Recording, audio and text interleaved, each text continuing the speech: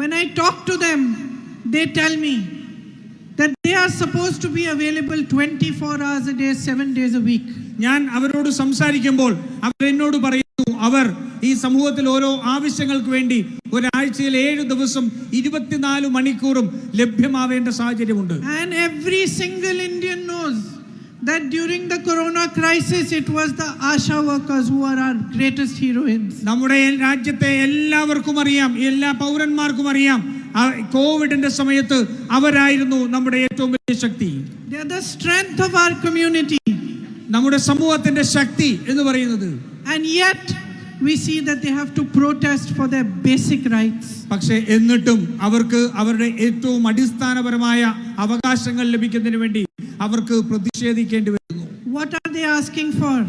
എന്താണ് അവർ ചോദിക്കുന്നത്? They are asking for a simple raise in their honorarium. അവരാകെ ചോദിക്കുന്നത് അവരുടെ ഓണറേറിയത്തിൽ ഒരു ചെറിയ വർധനവ് മാത്രമാണ് അവർ ചോദിക്കുന്നത്. They are asking for recognition of that 24 hours a day, 7 days a week work that they do. അവർ ചോദിക്കുന്നത് 24 മണിക്കൂറും 7 ദിവസവും അവർ ചെയ്യുന്ന പ്രവൃത്തി